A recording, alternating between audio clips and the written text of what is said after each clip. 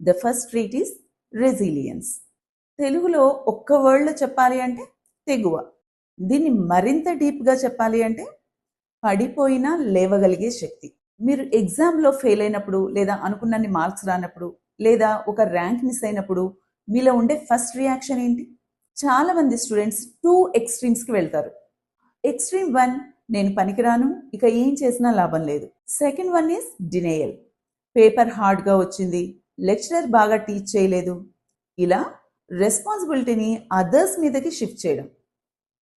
ఈ రెండు కూడా రెసిలియన్స్కి opposite. Neuroscience researcher doctor Matthew Lieberman చేసిన ఒక స్టడీని ఇక్కడ చూద్దాం. ఫెయిల్యూర్ని ఎక్స్పీరియన్స్ చేసినప్పుడు బ్రెయిన్లో యాంటీరియర్ సిగ్యులేట్ కార్టెక్స్ యాక్టివేట్ అవుతుంది. ఇది ఫిజికల్ పెయిన్ని ప్రాసెస్ చేసే బ్రెయిన్ రీజియన్తో ఓవర్లాప్ అవుతుంది.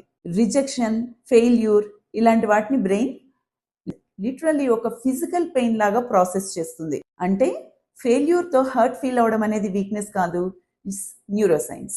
మరి రెసిలియంట్ పీపుల్లో ఏది డిఫరెంట్గా ఉంటుంది?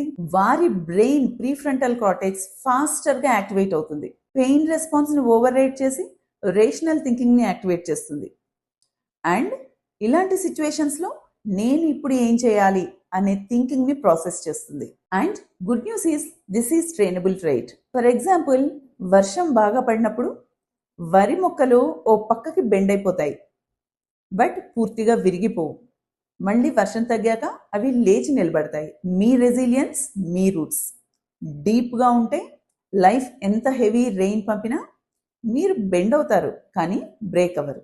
మళ్ళీ ఖచ్చితంగా లేచి నిలబడతారు.